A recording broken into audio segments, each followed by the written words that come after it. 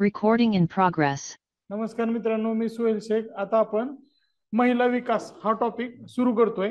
मागचा बाल विकास, महिला विकास हे एकमेकाला कनेक्टेड आहेत, कारण दोघांची मिनिस्ट्री सेमच आहे. त्यामुळे बऱ्याचशा गोष्टी इथं रिपीट होतील. मी रिपिटेशन टाळलेलं आहे. तर आपण दिनविशेषापासून सुरुवात करतोय. मी काल तुम्हाला क्रोनॉलॉजी सांगितली होती. बाल विकास टॉपिक करताना कशा पद्धतीने क्रोनॉलॉजी आहे, तशीच क्रोनॉलॉजी पूर्ण आपल्या HR आणि HRD या दोन्ही पार्टसाठी राहणार आहे. तर आपण ह्या दोन्ही टॉपिक नंतर जे वर्कबुक सोडवणार आहे ते HR झाल्यानंतर सोडूया. कारण काय होणार आहे, आता सध्या तुम्हाला जर धोरण विचारले बालविकासचे तर तुम्हाला माहित असतील, पण ज्यावेळेस तुम्ही बालविकास, महिला विकास, युवक विकास, आदिवासी विकास, वंचित वर्गाचा विकास, कामगार विकास हे सगळं शिकताय, त्यानंतर धोरणामध्ये कन्फ्युजन होणार आहे. तर त्यामुळे जोड्या लावायला वगैरे वर्कबुक आपण शेवटी सोडवून घेऊया.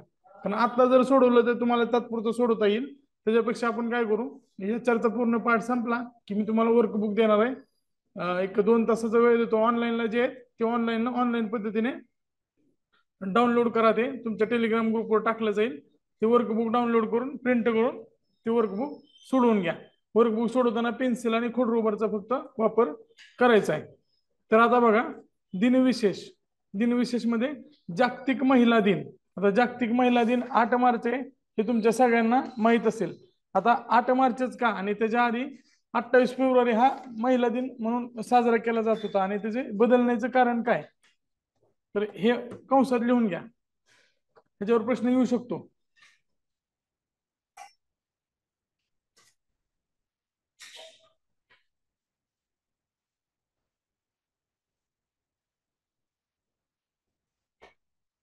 आधी किती होता,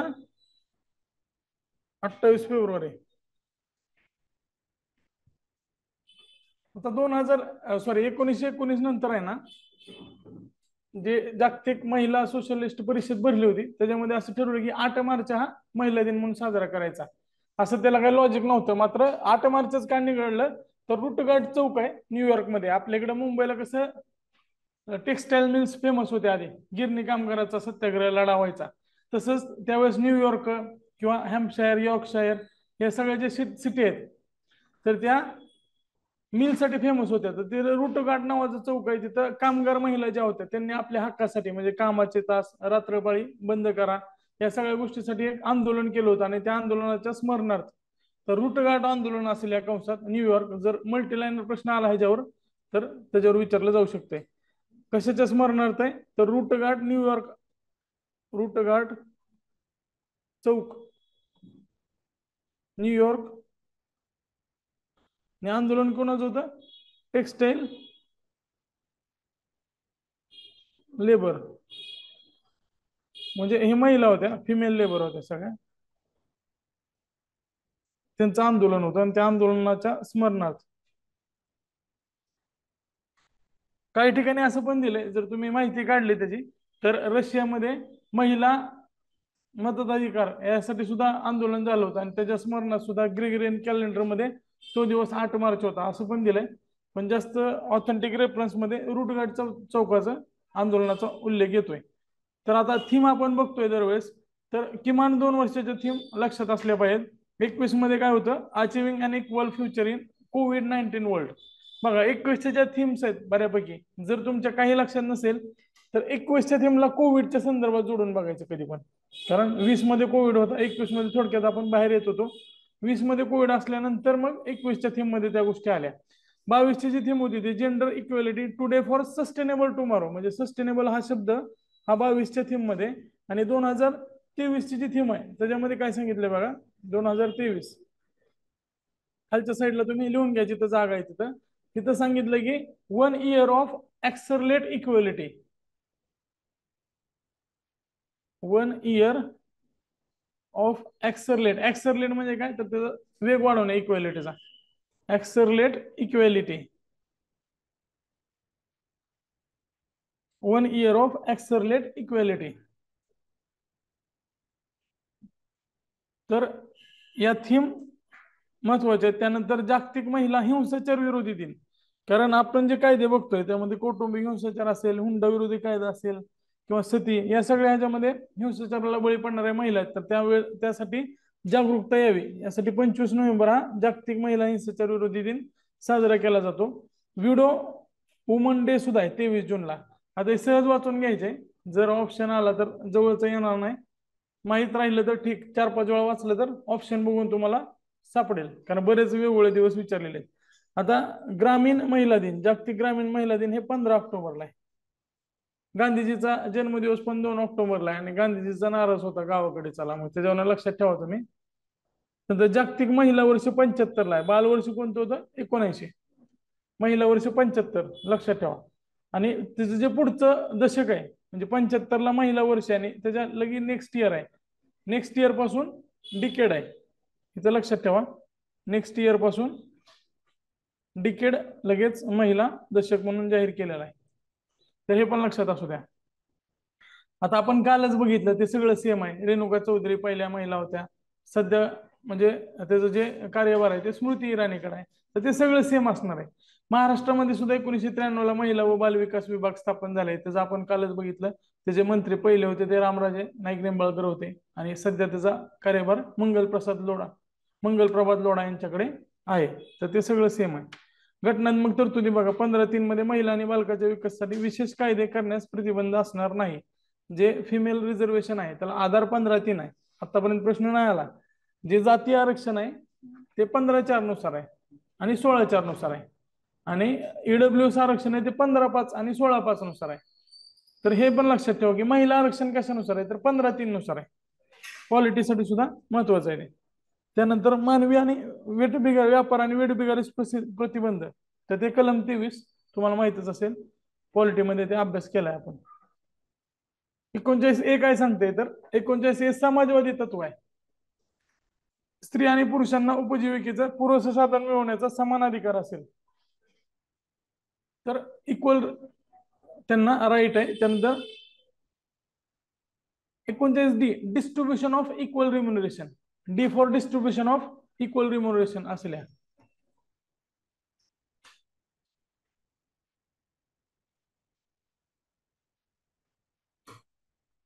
39(e) काय सांगते तर एम्प्लॉयमेंट कसं पाहिजे, ई फॉर एम्प्लॉयमेंट, स्त्री आणि पुरुषांच्या कामगाराच्या आरोग्य आणि ताकदीचा दुरुपयोग करून घेण्यात येणार नाही. E for employment. एम्प्लॉयमेंट कसं पाहिजे त्याचं एम्प्लॉयमेंट कंडिशन दिलेले, ई फॉर एम्प्लॉयमेंट कंडिशन असल्या. कलम 42 कामाच्या ठिकाणी न्याय आणि मानवी वागणुकीची हमी, जे वर्क प्लेस असेल तिथं वातावरण चांगलं असेल, त्यासोबत मॅटर्निटी बेनिफिट हे खूप महत्वाचं आहे, याच्यावर विचारलं जाऊ शकते. मॅटर्निटी बेनिफिट ऍक्ट पण जो आलेला आहे तो सुद्धा या अंतर्गत आलेला, तर त्याच्यामध्ये सुधारणा केलेली, तो डिटेल ऍक्ट आपण थोड्याच वेळात बघणार आहोत. आता खाली स्कॅनर दिलाय, त्याचा खरा वापर करायचा आहे. गुगल लेन्स असेल तुमच्या मोबाईलमध्ये, किंवा ज्यांचा ऍडव्हान्स मोबाईल आहे, मी एमआयच्या मोबाईल मध्ये पण तो फीचर आहे, तुम्ही फक्त कॅमेरा समोर घेऊन जायचं, त्याच्या ऑपऑफ ती पेज ओपन होईल, डायरेक्ट त्या पेजवर जाईल. त्यानंतर काही संस्थांचे म्हणजे आंतरराष्ट्रीय संस्थांचे करार आणि परिषदा बघताना आधी महिला परिषदा बघूया. ह्याच्यामध्ये एक ट्रिक तुम्हाला चांगली वाटली तर लक्षात ठेवा, मैको नाही बी असं लिहून घ्यायचं साईडलाच. तुम्हाला काय काय विचारतील, एकतर साल विचारतील, क्रोनॉलॉजी विचारतील, आणि त्यानंतर त्या परिषदेमध्ये काय झालं ते अजून डीप मध्ये गेलं तर मैको नाही बी असं लिहून घ्या. त्याच्या खाली फक्त 75, 80, 85 आणि 95 असं लिहा. सुरुवातीला बघा 5-5 वर्षात परिषद झाली, आणि तिसरी परिषद 10 वर्षानंतर झाली. आता जी पहिली जागतिक परिषद होती इथं मैच्या जे मेल आहे मैको नाही बी, तर मे मध्ये मेक्सिकोला झालेली आहे ती. मेक्सिकोमध्ये जी जेंडर डिस्पॅरिटी आहे ते निर्मूलन करण्याचं किंवा ॲबॉलिश करण्याचं ठरवण्यात आलं होतं. त्यामध्ये 3 गोष्टी आहेत.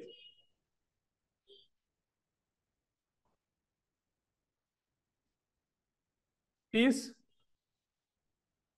इक्वेलिटी आणि डेव्हलपमेंट. पहिली परिषद विचारली ना, हा ट्रायंगल लक्षात ठेवायचा, पीस, इक्वेलिटी, डेव्हलपमेंट. पेड पहिली परिषद कशासाठी होती, पेड साठी होती. आता या परिषदेचा परिणाम काय झाला तर 1976ला लगेच युनिफेमची स्थापना झाली, आणि युनिफेमचं परत रूपांतर युएन वुमन मध्ये झाले. आपण या टॉपिकच्या शेवटी त्याच्याविषयी डिटेल मध्ये बघणार आहोत. तर युनिफेमचं रूपांतर कशात झालंय, युएन वुमन मध्ये. पण युनिफेमच्या स्थापनेचं जे मूळ आहे तर ते पहिल्या जागतिक परिषदेमध्ये सापडत आहे. त्यानंतर दुसरी जागतिक महिला परिषद ही कोपनहेगन मध्ये भरली होती. त्याच्यामध्ये लैंगिक भेदभाव दूर करणे, त्यासोबतच रोजगार क्षेत्र आणि आरोग्य सेवा सुधारणे याच्यावर भर देण्यात आला होता. त्यानंतर तिसरी जागतिक महिला परिषद ही नैरोबी केनिया येथे पार पडली, मैकोनायबी मध्ये तिसरी. ह्याच्यामध्ये बर्थ फॉर ग्लोबल फेमिनिझम असं त्याला म्हटलं जातं. जे फेमिनिझमचं चळवळ सुरू झाली त्याला एक संस्थात्मक आयाम किंवा त्याला व्यासपीठावर मुक्त पद्धतीने त्याचं मांडण्याचे जे मुभ आहे ते फेमिनिझमची सुरुवात याला नैरोबी परिषदेला म्हटलं जातं. त्याच्यामध्ये 85 पर्यंत काय लक्ष ठेवण्यात आले होते आणि लक्ष पूर्ती येण्यासाठी परत परिषद भरवायची असं पण ठरवलं होतं. त्यानंतर चौथी जागतिक महिला परिषद ही बीजिंग मध्ये भरली होती. त्याला 189 प्रतिनिधींनी सहभाग घेतला होता आणि ह्याच्यामध्ये बीजिंग डिक्लेरेशन आली. तर ह्याच्यामध्ये लिहून घ्या बीजिंग डिक्लेरेशन महिलांसाठी.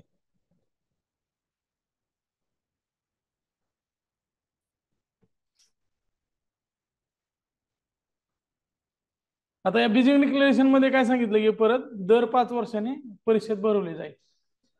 बीजिंग डिक्लेरेशन मध्ये सांगण्यात आले की त्याची परिणामकारकता काय, त्याचं इफेक्टिव्हनेस बघण्यासाठी दर 5 वर्षाने एक परिषद भरवण्यात येईल. आता हा सीडॉ करार आपण बघितलेला आधी, पण आता अजून एकदा रिवाइज होतो. पहिल्या टॉपिक मध्ये आपण सीडॉ बघितला होता. तर हा सीडॉ कायदा काय सांगतोय, करार काय सांगतोय, तर convention on elimination of all forms of discrimination against woman, सगळ्या टाईपचं डिस्क्रिमिनेशन दूर करायचंय. करार 79 मध्ये झाला, मात्र तो 4 वर्षांनी त्याची अंमलबजावणी सुरू झाली. 4 वर्ष महत्वाचं आहे, पण भारताने लगेच पुढील वर्षीच लगेच त्याचा स्वीकार केला. पुढील वर्षी भारताकडून लगेच पुढच्या वर्षी त्याचा स्वीकार झालाय, मात्र अंमलबजावणी त्याची 4 वर्षांनी झाली. आता ह्याच्यामध्ये काय असणार आहे बघा, आर्थिक सामाजिक सांस्कृतिक हक्कांना बाधा आणणारे भेदभावाचं निर्मूलन करणं. आणि जर स्त्रियांचा प्रश्न आला तर एक गोष्ट लक्षात ठेवायची की त्यांना आर्थिक आणि राजकीय हक्क पाहिजेत. बालकांना आर्थिक आणि राजकीय हक्काचा संबंध नाही. इलिमिनेशन करताना लक्षात ठेवा, स्त्री जर असेल तर तिथं आर्थिक आणि राजकीय हक्क मस्त आहेत. तर तेवढं फक्त तुमच्या डोक्यात ठेवा प्रश्न विचारताना. सगळ्याच गोष्टी पाठ केलेल्या नाहीत येणार, तिथल्या तिथं तुम्हाला बघावं लागणार आहे. आपण काय करणार आहोत, हे टॉपिक झाल्यानंतर जे पीओक्यूचं अनालिसिस करणार आहे त्याच्यामध्ये ते समजून येईल. कौटुंबिक हिंसाचार प्रतिबंधक कायदा 2005, आता ह्याची अंमलबजावणी 26 ऑक्टोबर 2006 पासून सुरू झाली. आपल्या GS2 मध्ये या कायद्याचा समावेश असल्यामुळे ह्याला तुम्हाला पूर्णतः तिथं तुम्ही अभ्यास त्याचा करणार आहोत. या कायद्यानुसार विवाहित अथवा प्रतिवादित महिलांना कौटुंबिक हिंसाचारापासून संरक्षण, मदत, निवारा, समुपदेशन आणि कायदेशीर मदत करण्याची तरतूद आहे. फक्त पुरुषाविरुद्धच नाही तर महिला विरुद्ध सुद्धा तक्रार करता येते. म्हणजे सासू असेल किंवा त्याच्या घरातल्या मुलीला सुद्धा तक्रार करता येऊ शकते. नंतर हुंडा प्रतिबंधक कायदा 1961 ला आला. ह्याच्यामध्ये देणे आणि घेणे हे दोन्ही पण गुन्हा आहे. जसं लाच देणे गुन्हा आहे, तसं हुंडा द्यायचा आणि घ्यायचं या दोन्हीला पण गुन्हा मानलेला, हे लक्षात ठेवा. आता आपल्यासाठी महत्वाचं काय तर ह्याच्यासाठी शिक्षा किती आहे, तर बघा दिला किंवा घेतला ना तर 5 वर्ष कारावास म्हणजे 5 वर्षाची जेल आणि किमान 15,000 रुपये द्रव्यदंड आहे. आता 15,000 आता सध्या काय नाहीत, मात्र हे कायदा कधी करणार 61 ला केलाय, तर त्यानुसार ती जास्त आहे. त्याची रक्कम खरं तर वाढवली पाहिजे आता, कारण ह्याच्यामध्ये 2.5 ग्रॅम सोनं पण येत नाही. 10 तोळे सोनं, 1 तोळ्या सोन्याची किंमत आता 60,000 झाली. पण हे द्रव्यदंडाची जी किंमत आहे ते 15,000 आहे. ह्याच्यामध्ये सगळे येत आहे, हुंडा म्हणजे पैसेच नाही तर सोन्यापासून ते भांडीपर्यंत सगळ्या गोष्टी या हुंडा या डेफिनेशन मध्ये येतोय. जर मागणी केली आणि ऍक्च्युअल हुंडा केला नाही, घेतला नाही, तर मग 6 महिने ते 2 वर्ष आहे. आणि हुंडा जर घेतला दिला तर 5 वर्ष, जर मागणी केली तर 6 महिने ते 2 वर्ष आणि दंड 10,000 रुपये. थोडं शिक्षा लक्षात ठेवा, शिक्षेवर प्रश्न आलेले आहेत. त्यानंतर पुढे बघा मातृत्व लाभ कायदा मॅटर्निटी बेनिफिट ऍक्ट. आता मॅटर्निटी बेनिफिट ऍक्ट जो होता तो 1961 ला आला होता. त्याच्यामध्ये 1 एप्रिल 2017 मध्ये सुधारणा केली. आणि हा जो कायदा आहे तो गेल्या वर्षी प्रश्न विचारला होता याचा, आपण आपल्या पुस्तकात डिटेल मध्ये दिलं होतं. 22 ला प्रश्न आला होता. तर कुठं कुठं लागू आहे बघा, शासकीय कर्मचाऱ्यांना तर जवळपास सगळे कायदे लागू असतात. त्यासोबतच फॅक्टरी ऍक्ट जिथं लागू आहे, खाणी सर्कस मळे हे विशेष लक्षात ठेवा. त्यासोबतच 10 पेक्षा जास्त कामगार जिथं आहेत त्या सगळ्या आस्थापनामध्ये काम करणाऱ्या महिलांना हा कायदा लागू आहे, 10 पेक्षा जास्त. या कायद्याच्या सुधारणेमुळे पहिल्या 2 जिवंत आपत्तीसाठी आधी रजा किती होती, 12 आठवडे होती, आता 26 आठवड्याची रजा दिली पहिल्या 2 जिवंत आपत्तीसाठी. तर हे लक्षात ठेवा, 2 पेक्षा जास्त आपत्ती असतील तर पुढील जन्मासाठी 12 आठवड्याची रजा मिळेल. आता त्याच्यामध्ये दुसरा जुळा किंवा ट्रिपलेट झाला तरी पण ही रजा मिळते. मात्र पहिला जुळा असेल तर मग नाही मिळणार रजा. आता जे सेरोगसी आहे किंवा दत्तक घेतात, तर सेरोगसीद्वारा माता बनलेली असेल किंवा 3 महिन्यापेक्षा कमी वयाचे, इथे 3 महिन्यापेक्षा कमी महत्वाचा इथे प्रश्न तयार होऊ शकतो. तर स्टार करून लक्षात ठेवा, 3 महिन्यापेक्षा कमी वयाच्या बालकास जर दत्त केलं तिथे देतील ते 6 महिन्यापेक्षा कमी बालकास किंवा 1 वर्षापेक्षा कमी बालकास. त्यामुळे ते प्रश्नाचं आपलं तिथं कंटेंट आहे, प्रश्नाचं कंटेंटला आपण हायलाइट करून घ्यायचं. तिथं किती मिळणार आहे रजा, तर पूर्वीप्रमाणे मातेच 12 आठवड्याची रजा इथं लिहा कंसात किंवा पुढं पूर्वीप्रमाणे.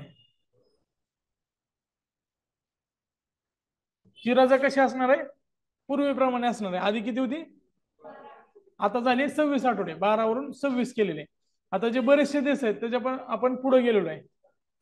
साधारण ऍव्हरेज जर बघितलं तर 20 आठवड्याच्या आसपास रजा मिळते, पण आता आपण 26 आठवड्याची रजा दिलेली आहे. जे असताना म्हणे 50 पेक्षा अधिक कामगार आहेत त्या ठिकाणी क्रेचे किंवा पाळणाघराची सुविधा दिली जाईल आणि ते कंपल्सरी आहे. मात्र दिवसातून 4 वेळा आपल्या बाळास भेट देण्याची संमती देण्यात आली. ह्याच्यावर प्रश्न विचारला बघा, 4 वेळा म्हणजे त्याला दिवसातून किती वेळा आईला भेट देण्याची मुभा आहे, किमान 4 वेळा. सतीप्रथा बंदी कायदा 1987. आता सतीप्रथा बंदी म्हणजे आपण राजा राममोहन राय त्यांनी सुद्धा चळवळ सुरू केली होती, तेव्हापासून ऐकतोय आपण. विल्यम बेंटे असेल किंवा मग त्याच्या आधी पासून ही चळवळ सुरू होती. मात्र ह्याचा जो कायदा अस्तित्वात आला, आधी रिस्ट्रेन ऍक्ट होता, त्यानंतर हा प्रतिबंध कायदा आला. त्यामुळं हे कायदे वेगवेगळे असू शकतात, कारण परत परत अजून आता ज्युएनएल जस्टिस कसं कित्येक वेळा झाला तो, तसा हा पण कायदा आधी पण होता, त्यानंतर अजून एकदा करण्यात आला 1987 ला. त्याच्यामध्ये सती जाणाऱ्या प्रोत्साहन देणाऱ्या व्यक्ती जन्मठेप किंवा मृत्यूदंडापर्यंत शिक्षा देण्याची तरतूद आहे. आणि उदात्तीकरण जर केलं कुठल्याही पद्धतीनं तर त्याला सुद्धा किमान 1 वर्ष ते 30,000 रुपयापर्यंत द्रव्यदंडाची तरतूद आहे. आता आपल्याला सतीविषयी प्रश्न आला होता पूर्व परीक्षेत, त्याच्यामध्ये पण उदात्तीकरण केलं होतं थोडक्यात, तर त्याच्या विरुद्ध सुद्धा केस दाखल करता येऊ शकते. जरी कुठल्याही शब्दात तुम्ही उदात्तीकरण केलं म्हणजे त्याच्याविषयी काही कौतुकाचं लिहिलं तरी पण त्याच्या विरुद्ध केस दाखल करता येऊ शकते आणि त्याला 1 वर्ष ते 30,000 रुपयापर्यंत द्रव्यदंडाची शिक्षा होऊ शकते. तर 1 वर्ष ते 30,000 हे लक्षात ठेवा. ह्याच्यावर एक पॅराग्राफ पण आला होता सीसॅटला पूर्व परीक्षेला सतीप्रथेच्या कायद्याविषयी.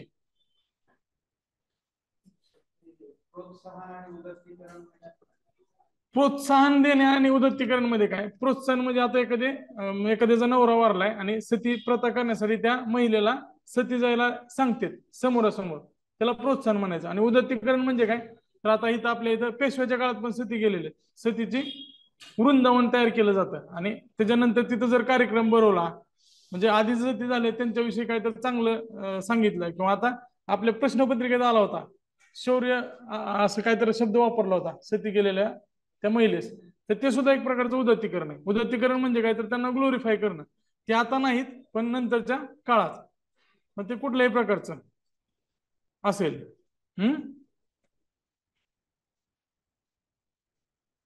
कारण ते जीवन नाहीत उदात्तीकरण करण्यासाठी. त्यानंतर कामाच्या ठिकाणी महिलांचा लैंगिक छळ प्रतिबंध, मनाई, तक्रार आणि निवारण हे सगळं त्याच्यामध्ये येत आहे. आता हा 2013 ला कायदा करण्यात आला, 9 डिसेंबर 2013 ला ह्याची अंमलबजावणी सुरू झाली. मी तुम्हाला गेल्या वेळेस सांगितलं होतं की सर्वोच्च न्यायालयाने जर गाईडलाईन्स दिल्या तर त्याला कायद्याचा दर्जा असतो. सर्वोच्च न्यायालयाच्या गाईडलाईन्स म्हणजे एक प्रकारचा तो कायदाच आहे. जोपर्यंत सरकार कायदा करत नाही तोपर्यंत सर्वोच्च न्यायालयाच्या गाईडलाईन्स या कायद्याप्रमाणे प्रभावी ठरतात. ज्यावेळेस त्याच्यावर कायदा होईल त्यानंतर त्या गाईडलाईन्सची जागा कायदा घेईल. तर 1997 मध्ये विशाखा विरुद्ध राजस्थान या केसमध्ये सर्वोच्च न्यायालयाने कामाच्या ठिकाणी जे अत्याचार झाला, बहुरी देवी केस होती, ती केस काय आपल्याला GS2 साठी महत्वाची, एकदा वाचा आली तर वाचा, तुम्हाला कुठेतरी कोट करता येईल एस लिहिताना. तर लैंगिक छळाविषयी मार्गदर्शक तत्व आखून दिले होते आणि त्याच्यावर प्रॉपर म्हणजे कॉन्क्रीट कायदा 2013 ला आला. त्या कायद्यानुसार काम करणाऱ्या महिलेला त्याच्या कामाच्या ठिकाणी सुरक्षित वातावरण मिळण्याची हमी देण्यात आली. त्यासाठी कंपनी असेल किंवा कुठलीही शासकीय कार्यालय असेल तिथं लैंगिक छळाची तक्रार पडताळणी समिती स्थापन करणं बंधनकारक करण्यात आलेलं आहे. त्याच्या जर तक्रार केली तर आधी ती पडताळणी समिती त्या तक्रारीमध्ये तथ्य आहे का त्याच्याविषयी चौकशी करेल आणि मग पुढची कारवाई करण्यात येईल. आता हा पण कायदा खूप महत्वाचा आहे. सध्या जे बाललिंग गुन्ह्यात तफावत आहे ती तफावत कमी होण्यास या कायद्याने मदत होते. सुरुवातीला हा जो कायदा होता तो पीएनडीटी होता, इथं बाजूला लिहून घ्या. PNDT, prenatal diagnostic technique act.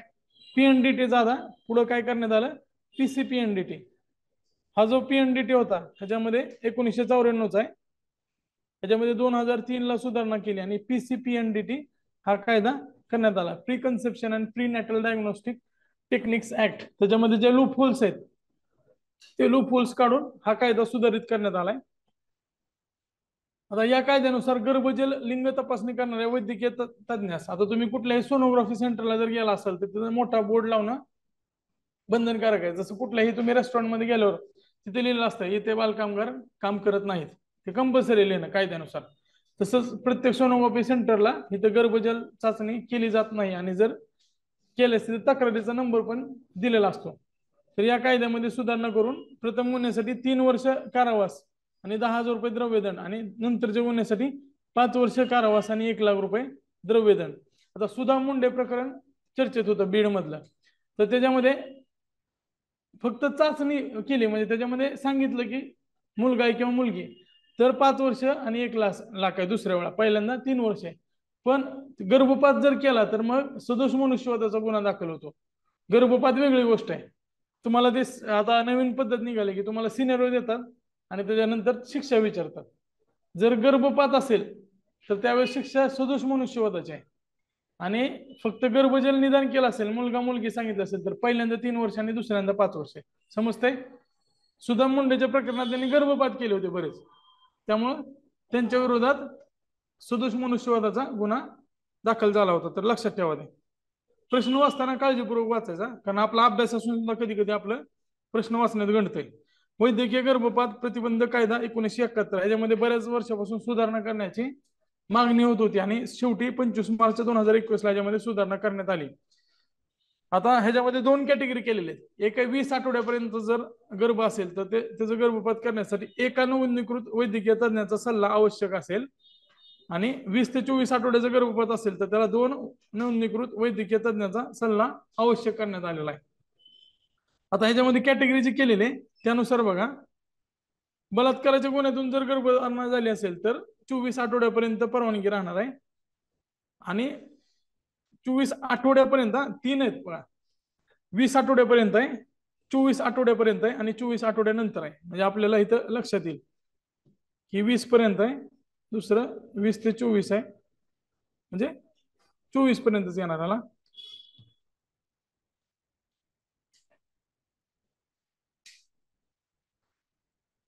हे कॅटेगरायझेशन महत्वाचं आहे, त्याच्यावर प्रश्न येऊ शकते.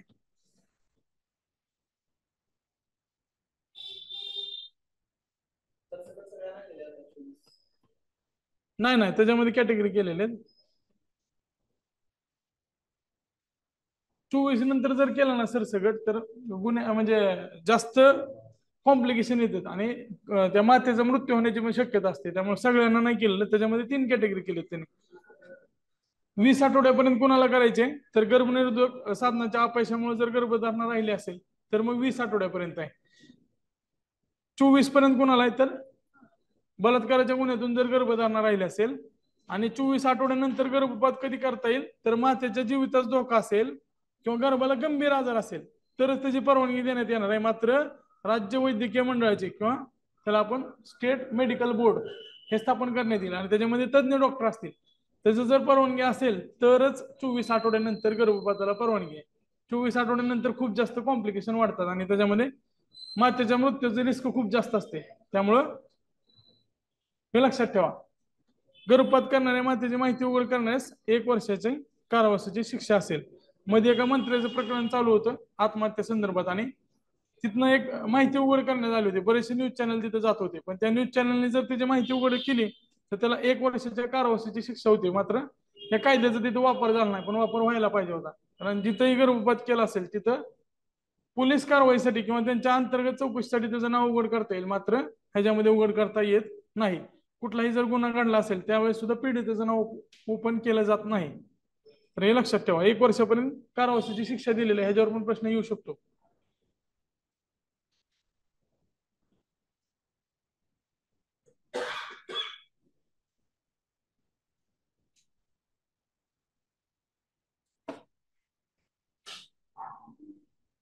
त्यानंतर पुढे बघा, महिला संदर्भात दुसरे कायदे कोणते, तर हुंडा प्रतिबंधक कायदा आपण बघितला 1961चा. अनैतिक व्यापार प्रतिबंध, ह्याच्यामध्ये 56चा कायदा आहे. हे जे ह्युमन ट्रॅफिकिंग होते, त्या ह्युमन ट्रॅफिकिंग साठी तिथे ह्युमन ट्रॅफिकिंग असं पण लिहा, कदाचित तुम्हाला परीक्षेला फक्त ह्युमन ट्रॅफिकिंग असंच देतील. ते बऱ्याच वेळा झालं, इंग्लिशच नाव विचारलेले आहेत फक्त. हे डावरी ऍक्ट आहे, हुंडा प्रतिबंधक. अनैतिक व्यापार म्हणजे ह्युमन ट्रॅफिकिंग. बालविवाह प्रतिबंध कायदा हे प्रोहिबिशन ऍक्ट आहे, आधी रिस्ट्रेन ऍक्ट, आता प्रोहिबिशन आहे. तर महिलाचे असभ्य प्रदर्शन आणि प्रतिबंध. आता हे असभ्य प्रदर्शन असेल तर ते कुठल्याही पद्धतीने असू द्या, म्हणजे ते लाईटच्या, दुराच्या, कशाच्याही साह्याने असू दे, तर त्याला पण शिक्षेची तरतूद 1986च्या कायद्यामध्ये. नंतर इक्वल रिम्युनरेशन ऍक्ट, समान वेतन कायदा, हे बऱ्याच वेळा विचारलाय. इक्वल रिम्युनरेशन, समान वेतन कायदा 1976. त्यांचा आता समान नागरी कायद्याविषयी बरीच चर्चा चालू आहे. तर हे स्पेशल जे ऍक्ट आहेत ते सगळे रद्द होतील. त्यामुळे कदाचित त्याच्यावर प्रश्न विचारला जाऊ शकतो, कारण भाजपच्या ज्या अजेंड्यामध्ये 3 महत्वाचे मुद्दे होते, त्यातला एक काश्मीरचा प्रश्न होता, दुसरा राम मंदिर होता, आणि तिसरा समान नागरी कायदा होता. कलम किती आहे त्याचं, 44. तर त्याच्यावर चर्चा चालू आहे सध्या, त्यामुळे लक्षात ठेवा. स्पेशल मॅरेज ऍक्ट 1954चा आहे. हिंदू विवाह कायदा 1955चा आहे, आणि दत्तक विधान कायदा 1956चा आहे. तर स्पेशल कायदे त्याच्यामध्ये रद्द होणार आहे. तर राष्ट्रीय महिला आयोग कायदा 1990चा, हे महिला संदर्भात महत्वाचे कायदे, अजून बरेच आहेत पण महत्वाचे कायदे आपण इथं घेतलेले आहेत. त्याच्यानंतर बघा, महिलांच्या संदर्भातले धोरण. आता धोरणामध्ये मी काय सांगितलं तुम्हाला, काय कीवर्ड लक्षात ठेवायचे फक्त. महिला धोरण सगळे असतील तर त्याच्यावर वर्ष लक्षात ठेवायचं कंपल्सरी, आणि कीवर्ड लक्षात ठेवायचे. आता सशक्तीकरण धोरण होतं 2001च, तर सर्व प्रकारच्या भेदभावाचं निर्मूलन करणं हे त्यामध्ये सांगण्यात आलं होतं. त्याच्यामध्ये बघा, सामाजिक, आर्थिक आणि राजकीय, मी मगाशी सांगितलं तुम्हाला, आर्थिक आणि राजकीय ह्या 2 गोष्टी महिलांसाठी लागू होतात.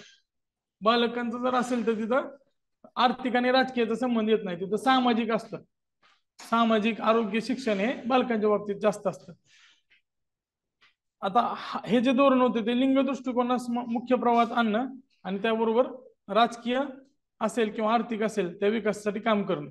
आता दुसरं राष्ट्रीय महिला धोरण 2016ला आलं होतं, महिलांना सामाजिक, सांस्कृतिक आणि राजकीय स्वातंत्र्य देणे हे त्यामध्ये सांगितलं होतं. आता मुलींच्या शिक्षणात सुधारणा करणे, रोजगार असेल किंवा धोरण कायदे तयार करणे, लिंग तफावत कमी करणे, हे सगळं त्याचं बोलवच्चन आहे. फक्त वर्ष लक्षात ठेवायचं, वर्ष किती आहे, 2016. त्यानंतर आता हा प्रश्न बघा, हा 2022चा प्रश्न आहे. हा प्रश्न सुद्धा फक्त आपल्या पुस्तकात होता, म्हणजे डायरेक्ट मुख्यमंत्री कोण आहेत पहिल्या, दुसऱ्या, तिसऱ्याचे विचारण्यात आले होते. पहिले महिला धोरण शरद पवार. आता आपल्या पुस्तकांपेक्षा हे वेबसाईटवरून आलेलं आहे, वेबसाईटच्या आतमध्ये माहिती दिलेली आहे, ते आपण कलेक्ट करून इथे घेतले. कारण जे पेपर सेटर आहेत त्यांना सोर्स एकमेव आहेत, वेबसाईट आणि शासकीय जे काय पब्लिकेशन्स असतील तर ते. आता मी बऱ्यापैकी पब्लिकेशन मधली माहिती पुस्तकात दिलेली आहे आणि वेबसाईटची पण दिलेली आहे, आणि जी नाही ती 300 पानाच्या आसपास एक PDF प्रिंट करून देणार आहे तुम्हाला सगळ्यांना. पुस्तक फक्त तुम्ही घ्या, जे बाकीचे नोट्स असतील ते माझ्याकडनं नोट्स आणि वर्कबुक तुम्हाला प्रिंट करून दिले जाईल. तर पहिल्या धोरणाचे जे शिल्पकार आहेत ते शरद पवार आहेत, 1994 आलं होतं. दुसरं महिला धोरण हे विलासराव देशमुखच्या काळात आलं होतं, आणि तिसरं महिला धोरण पृथ्वीराज चव्हाण. आता 4थं महिला धोरणाचं काम चालू आहे, ते आपण करंटच्या घडामोडी शेवटी बघतो त्यावेळेस बघूया. 4थ्या महिला धोरणाचं सुद्धा सध्या काम चालू आहे राज्याच्या. आता स्टेप हा कार्यक्रम महत्वाचा आहे. ही पहिली अशी केंद्रीय स्तरावरनं पूर्ण देशभरात राबवली जाणारी योजना होती, support to training and employment programme of women. आर्थिक आणि सामाजिक जर विकास करायचा असेल तर मग त्यासाठी एम्प्लॉयमेंटची सगळ्यात जास्त गरज आहे. 1986 ला सुरू झाली होती. 16 वर्ष आणि त्याहून अधिक वयोगटातील महिलांना आहे. तर हे लक्षात ठेवा, स्टेप योजना कोणासाठी, 16 वर्षापेक्षा अधिक वयोगटातील महिलांना ही योजना लागू आहे. 16 वर्ष महत्वाचं आहे. ह्याच्यामध्ये काय केलंय, ट्रेनिंग अँड एम्प्लॉयमेंट आहे, म्हणजे काही सगळ्या गोष्टी असणार आहे, कौशल्य देणं, स्वयंरोजगार, उद्योजक बनवण्यासाठी. आता अंमलबजावणीसाठी NGO सुद्धा काम करतील, किंवा ज्या सहकारी संस्था आहेत त्यांची सुद्धा मदत घेण्यात येणार आहे. आता बघा, मिशन शक्ती आणि पूर्ण शक्तीमध्ये कन्फ्युजन करू नका. मिशन शक्ती ही नंतर आहे ना, सगळ्या योजनांना एकत्रित करून एक अमरेला योजना आणलेली आहे, आणि मिशन पूर्ण शक्ती जे ती 2010 ला आलेली आहे. तर बघा 8 मार्च 2010 आंतरराष्ट्रीय महिला दिनच्या मुहूर्तावर मिशन पूर्ण शक्ती आणली होती. त्याचं ब्रीदवाक्य हम सुनेंगे नारी की बात हे होतं. महिलांच्या कॉम्प्रिहेन्सिव्ह किंवा इन्क्लुझिव्ह डेव्हलपमेंटसाठी लिंग समानता, सामाजिक बदल, आरोग्य, स्वच्छता या सगळ्या गोष्टींना एकत्रित केलं होतं. यासाठी सेल्फ हेल्प ग्रुपची सुद्धा मदत घेतली जाणार होती. मुलींना उच्च आणि व्यावसायिक शिक्षण पुरवणं, कौशल्य विकास करणं आणि SHG सेल्फ हेल्प ग्रुपद्वारे मदत करणं. आता ह्याचा जो पहिला प्रायोगिक प्रकल्प होता तो पाली जिल्ह्यात राबवण्यात आला होता. पालीमध्ये ह्याचं पहिलं सेंटर ओपन करण्यात आलं होतं. त्यानंतर बघा ह्युमन ट्रॅफिकिंग विषयी आपण ऍक्ट बघितला. तर ह्युमन ट्रॅफिकिंग मध्ये ज्या महिला अडकलेल्या आहेत किंवा जे वेश्या व्यवसायात अडकलेल्या महिला आहेत त्यांना बाहेर काढण्यासाठी ही उज्ज्वला योजना स्पेसिफिकली सुरू करण्यात आली होती. 4 डिसेंबर 2007 ला सुरुवात झाली आणि याचं लक्ष कोण होतं तर संकटात सापडलेल्या किंवा ह्युमन ट्रॅफिकिंग मध्ये ज्या अडकलेल्या महिला आहेत तर त्यासाठी बाधित ज्या स्त्री आहेत त्यांना रिपार्टिशन करणं आणि त्यांच्या देशातून त्यांना किंवा त्यांच्या भागात त्यांना परत पाठवणं, त्यांचं रिइंटिग्रेशन, रिपार्टिशन आणि रिइंटिग्रेशन हे 2 गोष्टी महत्वाच्या आहेत. त्या व्यवसायातून त्यांना सोडवणं आणि परत त्यांच्या मूळ ठिकाणी त्यांना पाठवणं. तर त्याच्या अंमलबजावणीची जबाबदारी महिला कल्याण केंद्र, राज्याचे विभाग, महिला विकास महामंडळ आणि शहरातले जे महानगरपालिका असतील, नगरपालिका असतील त्या सगळ्यांना त्याची जबाबदारी दिली होती. त्यांना सगळ्या प्रकारचं सहाय्य उज्ज्वला अंतर्गत केलं जातं. वैद्यकीय, वित्तीय समावेशन, कायदेशीर सल्ला, समुपदेशन आणि सामाजिक आणि मानसिक सहाय्य हे तुम्हाला लॉजिकनं लक्षात येईल.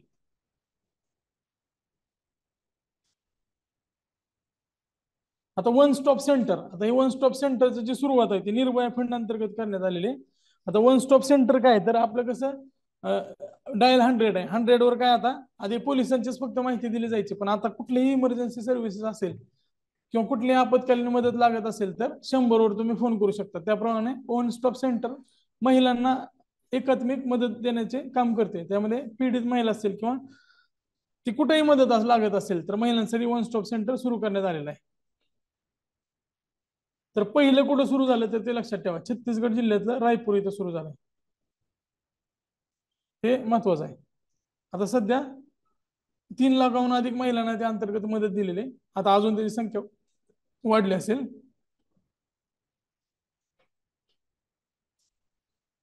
आता ह्याच्यामध्ये मदत कुठली असणार आहे तर सगळ्या प्रकारचे आहे. पोलीस, वैद्यकीय, कायदेशीर, समुपदेशन, कारण एका छताखाली वन रूफ सोल्युशन आहे. त्यामुळे सगळ्या प्रकारचे जे मदत आहे आपत्कालीन, गैर आपत्कालीन आणि तात्काळ मदत या अंतर्गत दिली जाते. आता हे सारखं बदलत राहते आकडा किती आहे, त्यामुळे आकडा लक्षात ठेवू नका. महाराष्ट्रात जे वन स्टॉप सेंटर आहे त्यांना सखी केंद्र संबोधलंय. आयोग विचारताना त्याला वेगवेगळं नाव देतं, मैत्री, सहाय्यता, आधार असं काय. तर सखी केंद्र हे लक्षात ठेवा, स्पेसिफिक लक्षात ठेवा.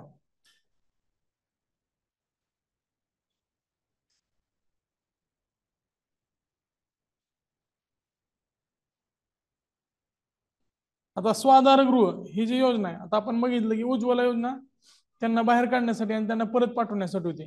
तर स्वाधार गृह काय तर संकटात सापडलेल्या महिला असतील, फक्त ह्युमन ट्रॅफिकिंगच नाही तर त्याच्यामध्ये निराधार असतील किंवा कौटुंबिक हिंसाचाराला बळी पडले असतील, कौटुंबिक तणावात असतील किंवा नैसर्गिक आपत्तीमध्ये पीडित असतील, अशा सगळ्या प्रकारच्या महिला ज्यांना निवारा नाही अशा निवारा देण्यासाठी स्वाधार गृह 2001-2 मध्ये सुरू केली होती. वर्ष महत्वाचं आहे आपल्याला. उज्ज्वला 2007 ही स्वाधार गृह 2001 आहे. तर लक्षात ठेवा त्याच्यामध्ये 24 आवर इमर्जन्सी आणि नॉन इमर्जन्सी सर्व्हिसेस दिले जातात. हिंसेमुळे जे प्रभावित झालेल्या महिला असतील, आता याच्यामध्ये निकष काय काय दिलेला आहे तर विधवा स्त्री आहेत, मानसिक रुग्ण आहेत, कारण बालकावर प्रश्न येऊन गेलेला आहे कोणत्या बालकांचा समावेश होतो म्हणून. तर विधवा असतील, मानसिक रुग्ण असतील, तुरुंगातून सुटलेले असतील, दहशतवादी हिंसेचा शिकार असतील, कुटुंबहीन आधारीन असतील किंवा लैंगिक अत्याचाराने पीडित असतील. आता तुम्हाला गंडवण्यासाठी खाली ते अशिक्षित महिला असं पण टाकतील, पण अशिक्षित महिलांचा काही यामध्ये नाहीये, थेट संबंध नाहीये. आणि या सगळ्या योजना मिशन शक्ती अंतर्गत केलेल्या आहेत. तर मी त्याच्याविषयी शेवटी सांगणार आहे तुम्हाला. या त्याच्या अंतर्गत सब योजना झालेल्या आहेत. आधी या योजना सेपरेट बघणं पण गरजेचं आहे, त्यानंतर मिशन शक्ती अंतर्गत आणलेले आहेत. पण आधी सेपरेट बघून घ्या, कारण सेपरेट पण प्रश्न आलेले आहेत जरी इंटिग्रेट झाले असेल तरी पण. आता महिला वसतिगृह बघा. आता तुम्ही शहरामध्ये बघितलं असेल वुमन्स हॉस्टेल असतात, वर्किंग वुमन हॉस्टेल. मुंबईमध्ये त्याचं प्रमाण जास्त आहे.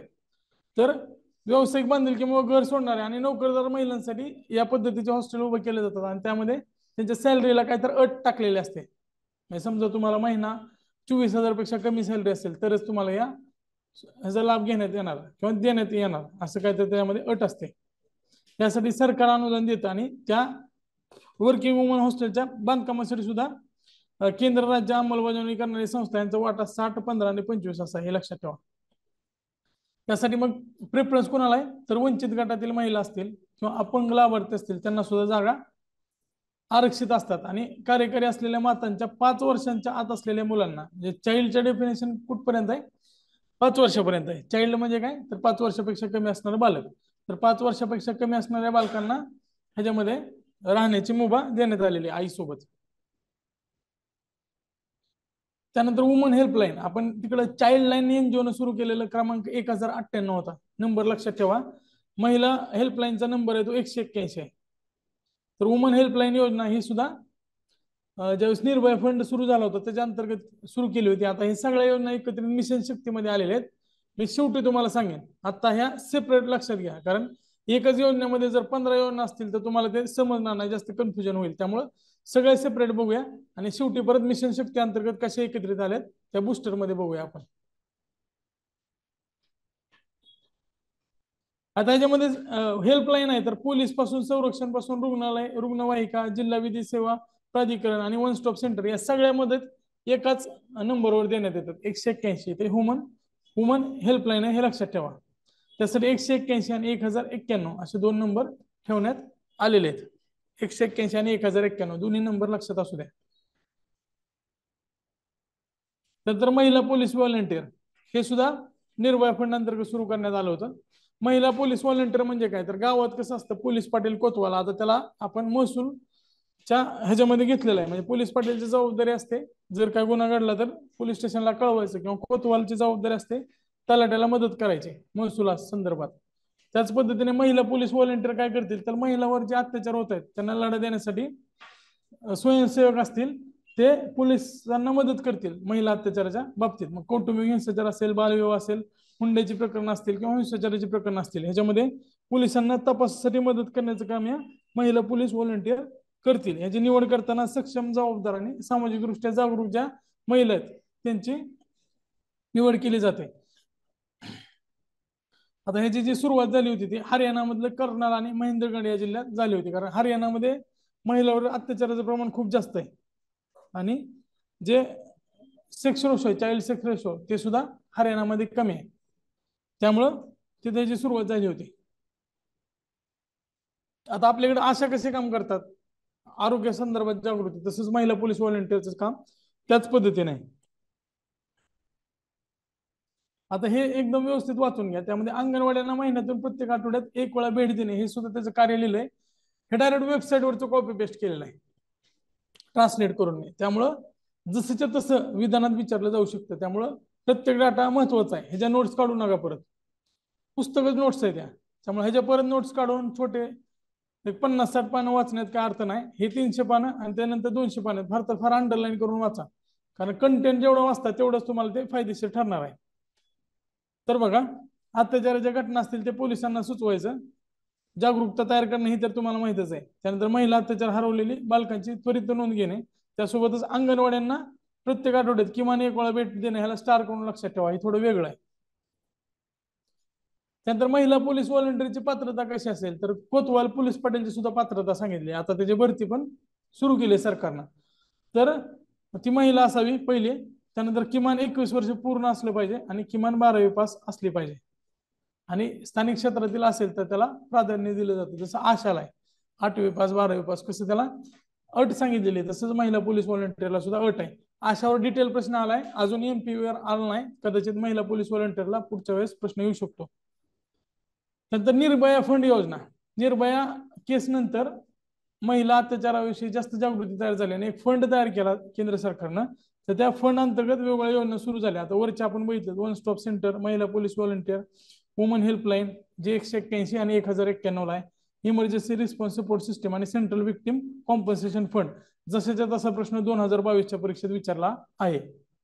तर ह्याच्यावर प्रश्न आलेला आहे. त्याच्या अंतर्गत कुठल्या उपाययोजना राबवल्या जातात.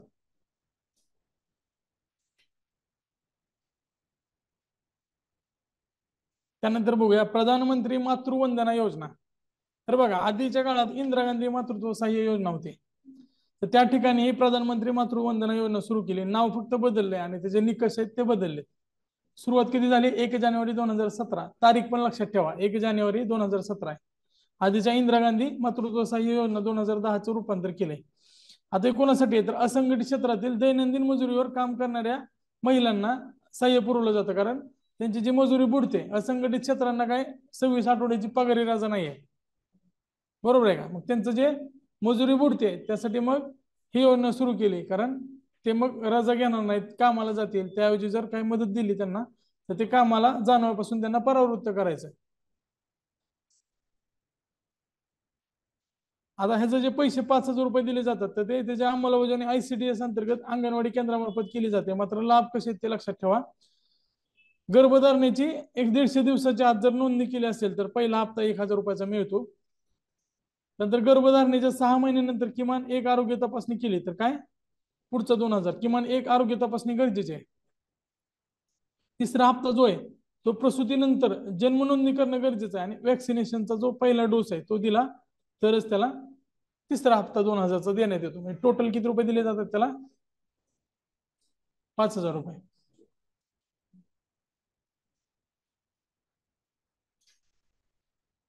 आता बेटी बचाओ बेटी पढाओ 22 जानेवारी 2015 राष्ट्रीय बालिका दिवस 24 जानेवारीला, मात्र 22 जानेवारीला सुरू झालं हे लक्षात ठेवा. याच्या तारखेवर प्रश्न आला होता. 22 जानेवारी 2015 ला बेटी बचाओ बेटी पढाओ अभियान सुरू झालं. आता ह्याचे ब्रँड अँबॅसेडर पण लक्षात ठेवा. माधुरी दीक्षित आणि साक्षी मलिक आहे. माधुरी दीक्षित आणि साक्षी मलिक यांची निवड केली होती. आणि आपल्या इकडं महाराष्ट्रात तिकडं माधुरी दीक्षित आणलं होतं, आपल्या इकडं भाग्यश्री होत्या. त्यामुळे माझी कन्या भाग्यश्री योजना त्याच्यावर भाग्यश्री लक्षात ठेवा. महाराष्ट्राचे ब्रँड अँबॅसेडर कोण आहेत? भाग्यश्री. भाग्यश्री ऍक्ट्रेस माहित असेल, मैंने प्यार किया मधले. तर भारतातली जनगणना 2011 नुसार बाललिंग गुणोत्तर 919 होतं. 21ची जनगणना अजून झालीच नाही, ते पुढच्या काळात होईल. तर याच्यासाठी निवडक 100 जिल्ह्याची सुरुवातीला निवड करण्यात आली होती. त्यानंतर 61 जिल्हे आणि हळूहळू ती योजना पूर्ण भारतभरात राबवली जाणार. आता ह्याचं वैशिष्ट्य काय? त्याला 3 टाईपचे जिल्हे घेतलेत. पहिलं बाललिंग गुणोत्तर सरासरीपेक्षा कमी आहेत असे जिल्हे घेतले होते पहिल्यांदा घेताना 100 मध्ये. त्यामध्ये सरासरीपेक्षा जास्त आहे.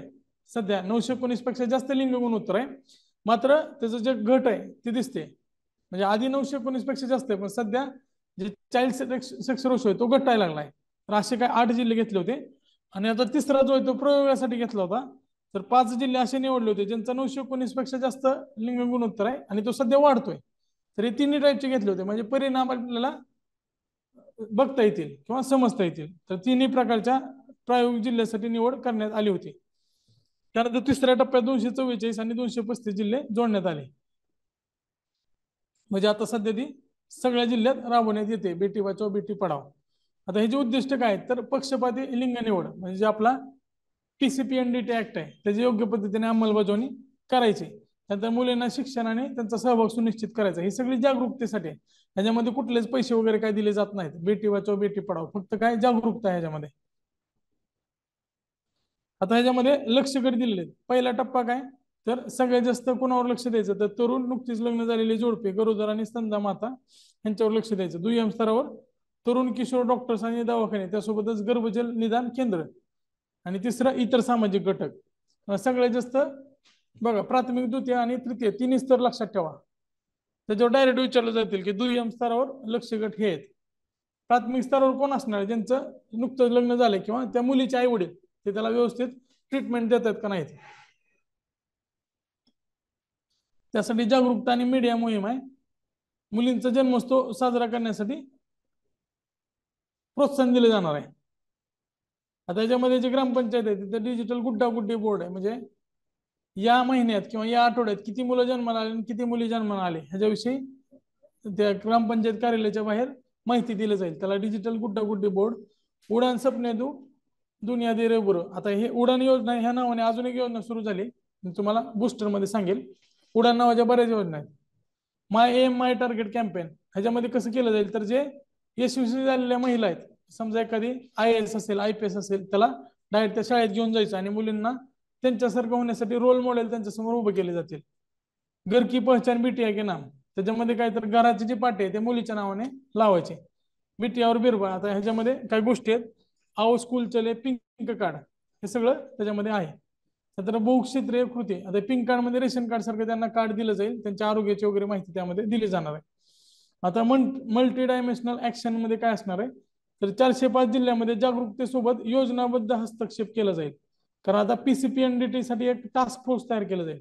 कारण आता हरियाणा सारखे जे जिल्हे आहेत, हरियाणा सारखं प्रदेश असेल, राजस्थान असेल, किंवा महाराष्ट्रातलं बीड किंवा नगर असेल, तर तिथं काय फक्त जागरूकता करून चालणार नाही, तर PCPNDTची अंमलबजावणी करण्यासाठी वेगळे टास्क फोर्स तयार केले जातील. तर ते सुद्धा त्या अंतर्गत करण्यात आलेलं आहे.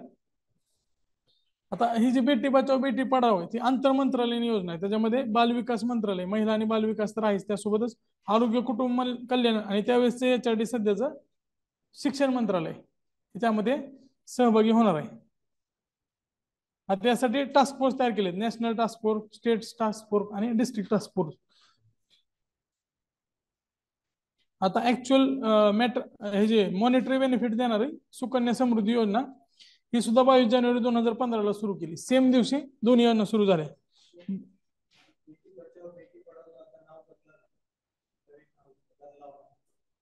बदललाय? नाही बदलला अजून.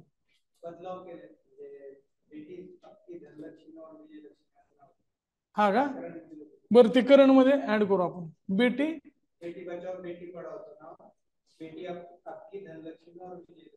ठीक आहे, ते ऍड करतो मी, बुस्टर मध्ये ऍड करतो.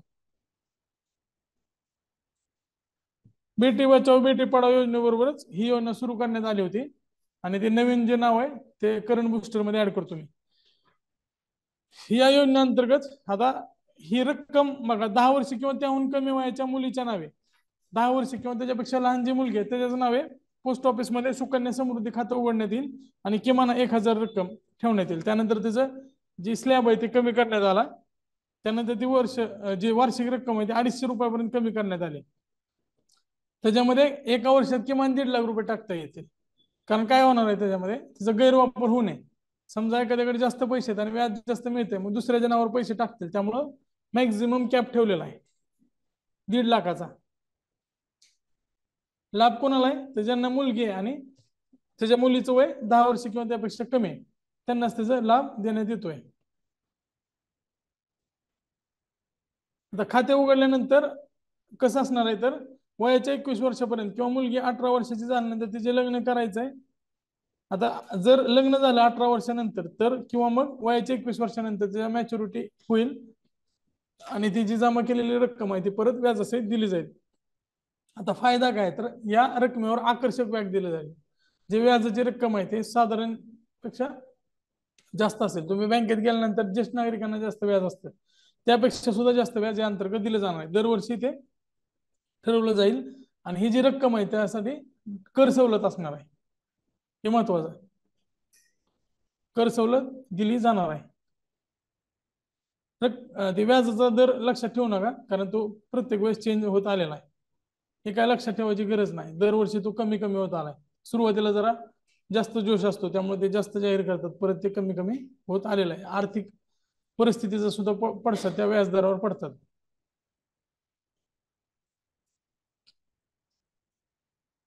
मॅक्झिमम 21 वर्ष असेल, कारण 21 वर्षानंतर ती परतच दिली जाणार आहे रक्कम. जर त्याचं लग्न आधी झालं 18 वर्षाच्या आधी, तर मग त्याला 1 रुपया त्यातनं मिळणार नाही. 18 वर्षानंतर लग्न करणं त्या मुलीचं बंधनकारक आहे, हे लक्षात ठेवा.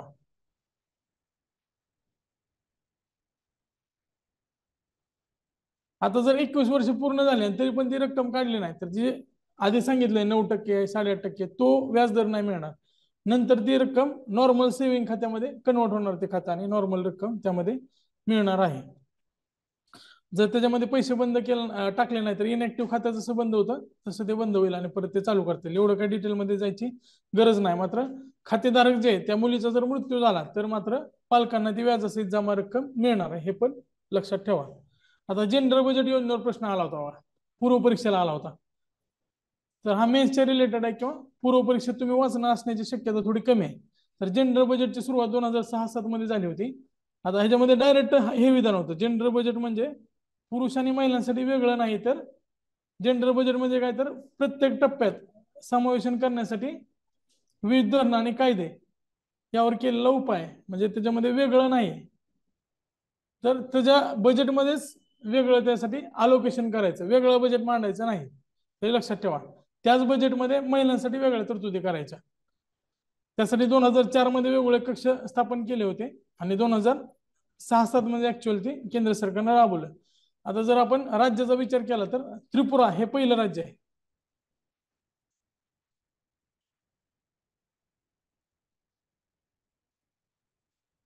पहिलं राज्य कोणतं आहे? सॉरी सॉरी, एक मिनिट, पेन पण चेंज करतो मी. ओडिसा नंतर त्रिपुरा आहे. आता महाराष्ट्रावर प्रश्न आला होता बघा, महाराष्ट्रावर 2013 मध्ये राबवले. महाराष्ट्रावर ह्याच्या आधी प्रश्न येऊन गेलेला आहे.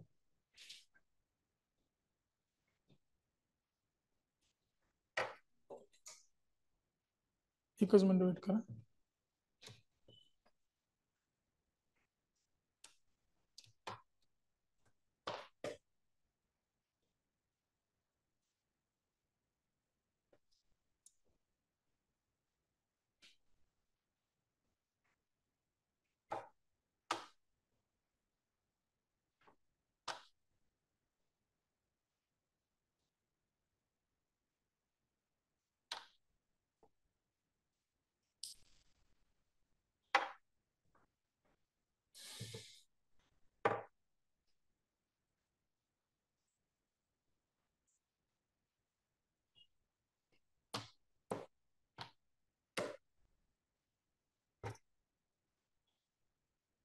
पहिलं राज्य ओरिसा आहे, त्यानंतर त्रिपुरा, कर्नाटक आणि महाराष्ट्र शासनाने कधी राबवलाय? 2013 मध्ये. तर महाराष्ट्र लक्षात ठेवायच्यावर प्रश्न येऊन गेलेला आहे. त्यानंतर पुढे जाऊया आपण. मनोधैर्य योजना ही खास ऍसिड अटॅक किंवा लैंगिक अत्याचारामध्ये ज्या बळी पडलेल्या महिला आणि बालक आहेत त्यांना आर्थिक मदत करणे. इथं बालक पण महत्वाचं आहे, महिला आणि बालकांना. बालक पण लक्षात ठेवा, मनोधैर्यामध्ये तुम्ही बालक कट कराल तर बालकांना सुद्धा योजना लागू आहे, लक्षात राहू द्या. या योजनेअंतर्गत पीडितांना 3 लाख रुपये ते 10 लाख रुपयापर्यंतची मदत दिली जाते. आता ही जी मदत आहे ती दरवेळेस त्याच्यामध्ये निकषामध्ये चेंज केलं जातं, तर ते करंट डाटामध्ये आपण अपडेट करून घेऊया.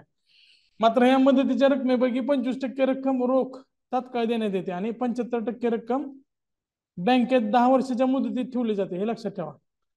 25% रक्कम रोख दिली जाईल, कारण सगळी जर एकदम दिली तर ते खर्च होऊन त्याच्या भविष्याचा प्रश्न निर्माण होईल. त्यामुळं 25% रोख दिली जाईल आणि राहिलेली रक्कम मध्ये 75% रक्कम 10 वर्षाच्या मुदत ठेवीसाठी ठेवली जाते.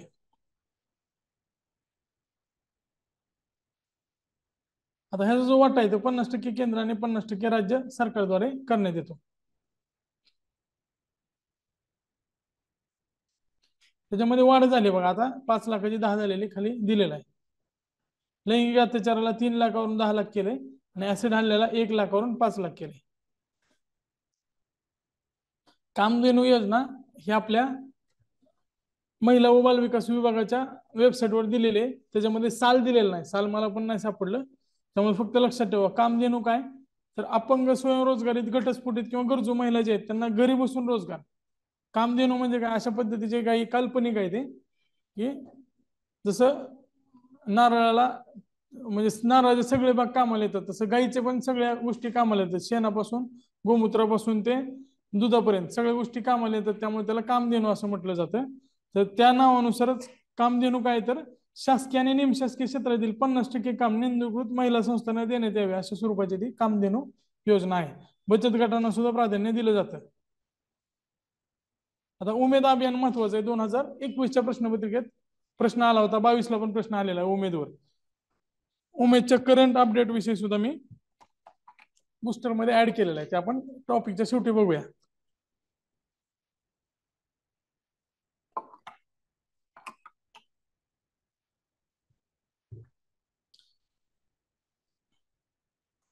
उमेद म्हणजे काय तर महाराष्ट्र राज्याचं लाईव्हलीहूड मिशन आहे.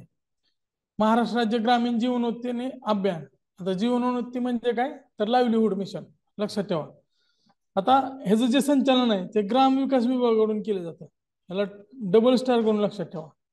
तुम्ही याला सहज काय लिहिणार, महिला व बाल विकास विभाग उमेद, पण हे ग्राम विकास विभागाकडनं, हे लक्षात ठेवा. ह्याच्यामध्ये काय केलं जातं तर बचत गटाची उभारणी, सेल्फ हेल्प ग्रुप आणि ग्रामीण स्त्रियांना कौशल्य प्रशिक्षण. म्हणजे ह्याचा जो मूळ आत्मा आहे, आता कुठलाही लाईव्हलीहूड प्रोग्राम असेल तर त्याच्यामध्ये सेल्फ हेल्प ग्रुपचा समावेश असतोच, बचत गट त्यामध्ये असतातच. त्यासोबतच स्त्रियांना कौशल्य प्रशिक्षण सुद्धा दिलं जातं आणि त्यांना ग्रोथ, दारिद्र्यातून बाहेर काढणं वगैरे सगळे बोलबच्चन आहे, ते तर तुम्ही लक्षात ठेवू शकता. ह्याच्याविषयी जो करंट अपडेट आहे ते परत बुस्टर मध्ये मी तुम्हाला घेणार आहे. आपण काय करतोय, आधी बेसिक जो स्ट्रक्चर आहे ते तुमच्या डोक्यात येऊ द्या, त्यानंतर ते 250-300 पानाचा जो बुस्टर आहे तो नंतर ऍड करूया. आता जर सगळं एकत्रित करायला गेलं ना तर आता जेवढी झोप येते त्यापेक्षा जास्त झोप येईल आणि ते सगळं बोरिंग वाटेल, कारण हा सगळा कंटेंट आहे. ह्यामध्ये मी मनानं कुठलं लॉजिक सांगू शकत नाही, फक्त लक्षात ठेवण्यासाठी ज्या काही एक्स्ट्रा गोष्टी असतील त्याच्या मागची पार्श्वभूमी आहे तेवढं फक्त सांगण्याचा मी प्रयत्न करतोय. सुमतीबाई सुकळीकर उद्योगिनी महिला सक्षमीकरण योजना, तर ही योजना महत्वाची आहे, त्यांचं नाव लक्षात ठेवा. कुणाच्या नावाने महिला सक्षमीकरण योजना सुरू केलेली, मग खाली ते ऑप्शन देऊ शकतात. राजमाता जिजाऊ, त्यानंतर अहिल्यादेवी होळकर, सुमतीबाई सुकळीकर, आणि अजून एक कॉमन नाव दिलं ना मग त्यावेळेस तुमचं कन्फ्युजन होतं. तर नाव लक्षात असू द्या. 2016 सुरू करण्यात आली महिला उद्योजकांना सक्षम करण्यासाठी NRLM अंतर्गत जे बचत गट स्थापन केलेलं आहे त्यांना सवलतीच्या व्याजदराने कर्ज, हे लक्षात ठेवा. त्याच्यामध्ये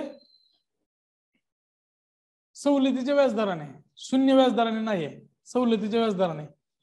जे वेळेवर कर्ज फेडतील त्यांना 3% ते 8.5% इंटरेस्ट सबसिडी सुद्धा दिली जाते. जसं शेतकऱ्यांना व्याज सवलत योजना आहे त्याच पद्धतीने ही पण योजना काम करते. वेळेवर कर्ज फेडलं तर त्यांना अनुदान सुद्धा दिलं जाते.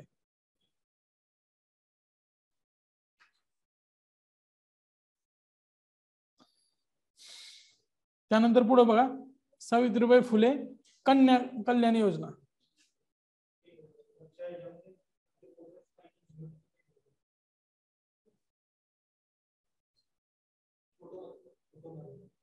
हा, आता ही जे आहे ना, अजून एक सांगतो, या फोटोमध्ये 0% दिलंय, पण ही व्याज सवलतीनंतर होईल. जे वेळेवर कर्ज फेडतील त्यांना ती लाभ मिळणार आहे, डायरेक्ट सगळ्यांना नाही. आणि सरकार ऍडव्हर्टाईज करताना काय करतं, सगळ्यात जास्त जी गोष्ट असेल ती देतं. पण जनरली ही योजना कशी आहे, जर तुम्ही सुरुवातीला व्यवस्थित फेडलं तर तुम्हाला 3% सवलत मिळेल, आणि जर एखादा बचत गट कंटिन्यू फेडत असेल तर मग त्याला 8.5% व्याज सवलत मिळेल. म्हणजे 8.5% पर्यंत जर असेल तर त्यावेळेस काय होईल, जनरली व्याज दर कसं असतं बचत गटांना 7-7.5% असतं, आणि 7.5-8% व्याज सवलत जर मिळाली तर मग त्यांना 0% होईल. पण ते कंडिशन आहे त्याच्यामध्ये, सगळ्यांना सरसकट 0% नाही. त्यामुळे जनरल स्टेटमेंट जर असेल ना 0 व्याजदराने नाही, सवलतीच्या दराने, आणि जर ती सवलत जर घेतली त्यांनी तर मग ते 0% जाऊ शकते. सरकारचे जे सगळे पोस्टर आहेत ना त्याच्यामध्ये मॅक्झिममचा विचार करून सांगितलेला असतं. आता कालच एक सभा झाली होती मुख्यमंत्री, त्यावेळेस त्यांनी सांगितले की 75,000ची नोकरी आम्ही केली आहे, पण अजून त्याचे ऍडव्हर्टाईज पण निघाले नाहीत, फक्त ते जाहीर केलेले आहे. त्यामुळे ते पोस्टरवर दिलेले आहे. मात्र जनरल स्टेटमेंट मध्ये काय तर व्याज दर मिळणार आहे, पण कधी जर तुम्ही नियमित त्याचं परतफेड केली तर, आणि ते 0% पर्यंत जाऊ शकते. जसं पंजाबराव देशमुख व्याज सवलत योजना आहे, शेतकऱ्यांना 0% पर्यंत मिळू शकते, मात्र त्यासाठी मग वेळेवरती कर्ज फेडणारा शेतकरी पाहिजे, तरच त्याला त्या योजनेचा लाभ घेता येऊ शकतो. जर जनरल स्टेटमेंट आलं तर व्याज सवलतच लिहायचं, 0 नाही लिहायचं, पण 0% पर्यंत जाऊ शकते ते. सावित्रीबाई फुले कन्या कल्याण योजना, तर 1 एप्रिल 2007 सावित्रीबाई फुले कन्या कल्याण योजना सुरू झालेली आहे. तर ही योजना कशासाठी, तर 1 किंवा 2 मुलीनंतर कुटुंब नियोजन शस्त्रक्रिया करून घेणाऱ्या दारिद्र्य रेषेखालील जोडप्यास आर्थिक मदत. म्हणजे 1 किंवा 2 मुलगी, जर दुसरी जुळे असेल किंवा ट्रिपलेट असेल तरी पण चालेल. त्याच्यानंतर जर कुटुंब नियोजनाची जर फॅमिली प्लॅनिंगची शस्त्रक्रिया केली तर 2,000 रुपये रोख आणि 8,000 रुपये मुलीच्या नावाने टाकले जातात. जर 2 मुली असेल तर मग काय टाकतील, 4,000 रुपये राष्ट्रीय बचत प्रमाणपत्र जाहीर केलं जातं. माहिती नंतर मिळणार आहे नॅशनल सेव्हिंग सर्टिफिकेट, त्याचे पैसे FD सारखे असतात, त्याला व्याज जास्त असतं. आता ह्याच्यामध्ये जे अनुदान मिळण्यासाठी काय पाहिजे तर ते दारिद्र्य रेषेखाली असलेच पाहिजे.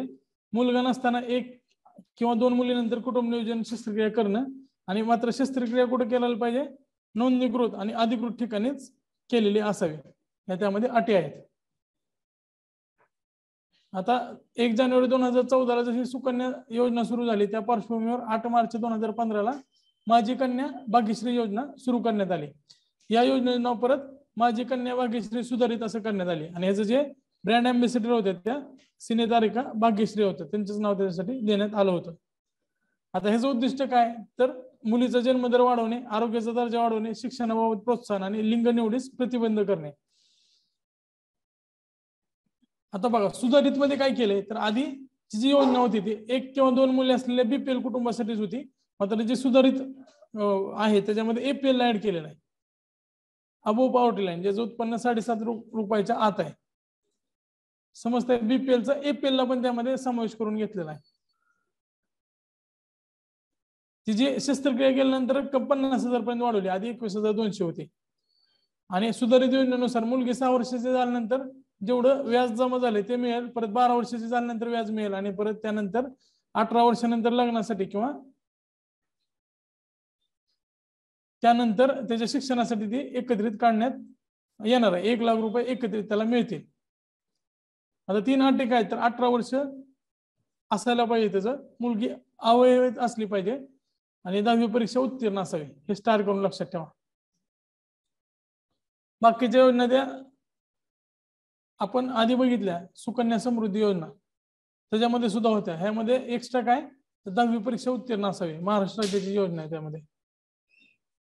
मात्र ह्याच्यासाठी डोमिसाईल महाराष्ट्राचंच लागतंय. महाराष्ट्राचे मूळ रहिवासी 15 वर्षापासून महाराष्ट्रात जात आहेत अशा महाराष्ट्राचं डोमिसाईल असणाऱ्यांनाच ही योजना लागू होणार आहे.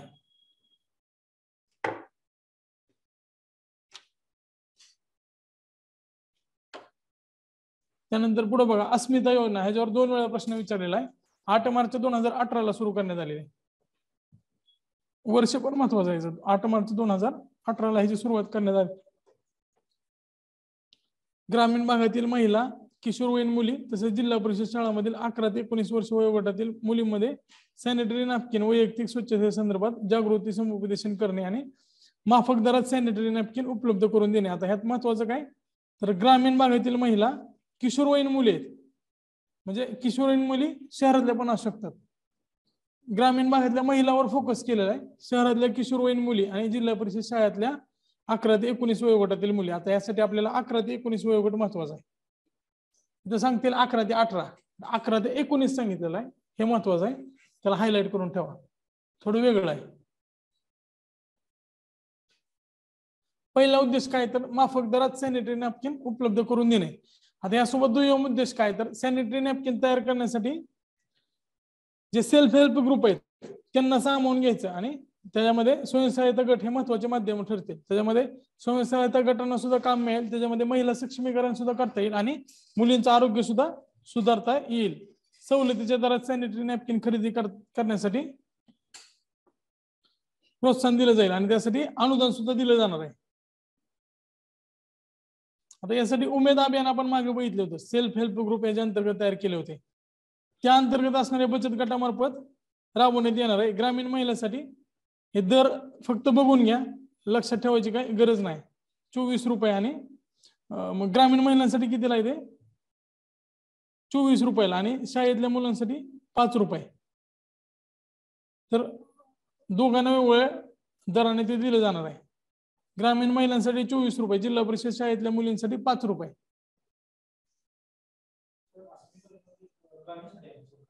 नाही म्हणजे आता बघा ग्रामीण महिलांसाठी पण किशोरवयीन मुली म्हणजे काय शहरातले पण येतील त्यामध्ये.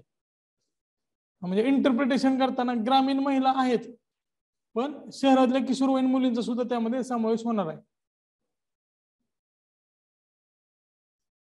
जिल्हा परिषद शाळा फक्त ग्रामीण भागात असतात, शहरात नसतात. मात्र शाळेतील किशोरवयीन मुलींचा सुद्धा घटक आहे त्यामध्ये. त्यामुळे शहरातल्या मुली सुद्धा त्यामध्ये येऊ शकतात. स्वयंसहायता गटाची नॅपकिनची मागणी नोंदवण्यासाठी अस्मिता नावाचं मोबाईल ऍप सुद्धा तयार करण्यात आलेलं आहे. कारण कुठल्या शाळांना गरज आहे तर ते ऍपवर जसं आपण अमेझॉनवर नोंदणी करतो तसंच या अमेझॉन फ्लिपकार्ट कसं आहे त्या पद्धतीने अस्मिता मोबाईल ऍप तयार करण्यात आलेला आहे. आता यासाठी येस बँकेमार्फत अस्मिता कार्ड सुद्धा आहे, म्हणजे तिथे एटीएम सुद्धा तयार केलं जाईल अस्मिता कार्ड अंतर्गत. सॅनिटरी नॅपकिनचं एटीएम मशीन सुद्धा असणार, एटीएम मशीन सारखी. त्याला डिस्पेन्सरी मशीन म्हटलं जातं खरं तर, पण आपल्याला ते एटीएम सोपं पडतं, सगळीकडे बघतो म्हणून आपण. आता हिरकणी कक्ष हे 2007 मध्ये अस्तित्वात आणलं. तुम्ही बस स्टॉपवर किंवा बस स्टँडवर बघत असाल तर breast feeding promotion network of India या एनजीओनं ह्याची संकल्पना सुचवली होती. आणि या breast feeding promotion network of इंडियाच्या मदतीने महाराष्ट्र सरकारने 2008 मध्ये संकल्पना 2007 मात्र अस्तित्वात आणण्यासाठी 2008 पर्यंत वाट बघावी लागली. आणि पहिलं हिरकणी कक्ष कुठे स्थापन झाले? कोल्हापूरमध्ये, हे पण लक्षात ठेवा. सार्वजनिक ठिकाणी पण आणि त्यासोबतच कामाच्या ठिकाणी आणि बस स्टँड सारख्या सार्वजनिक ठिकाणी हिरकणी कक्ष सुरू करणारे भारतातलं पहिलं राज्य महाराष्ट्र ठरलंय, हे पण लक्षात असू द्या. त्यानंतर आंतरराष्ट्रीय आयोग आणि संस्था. आत्ताच आपण बघितलं होतं की UN वुमन युनिफेमच्या जागी स्थापन झाले. UN वुमनची स्थापना कधी? 2 जुलै 2010. 1976 ला म्हणजे 1975 ची जी मेक्सिको परिषद होती त्याच्या अंतर्गत युनिफेमची स्थापना झाली होती. आणि युनिफेमच्या जागी आता UN वुमन आलंय 2010 मध्ये. तर दोन्ही लक्षात ठेवा, 1976 ला युनिफेम आहे आणि 2010 ला UN वुमन आहे. मुख्यालय कुठे? ह्याचं पण न्यूयॉर्कला आहे. लैंगिक समानता प्रस्थापित करणे हे त्याचं मुख्य ध्येय आहे. सियासामी बाहोस हे त्याचे अध्यक्ष आहेत, 45 सदस्य आहेत. घोषवाक्य लक्षात ठेवा, प्लॅन 50-50 बाय 2030, 2030 पर्यंत इक्वेलिटी अचीव करायचे. Step it up by for gender equality. उद्देश आणि कार्य काय? तर सगळं बोलवच्चन असणार आहे त्यामध्ये. सशक्तीकरण, विकासासाठी काम करणं. प्रमुख क्षेत्र काय? तर महिला सक्षमीकरण, हिंसाचार रोखणे, शांतता आणि सुरक्षितता, हे लक्षात ठेवा. आणि 2030 पर्यंतचा अजेंडा त्यांनी ठेवलाय, त्यामध्ये त्यांचं ब्रीथ काय? Planet 50-50 by 2030.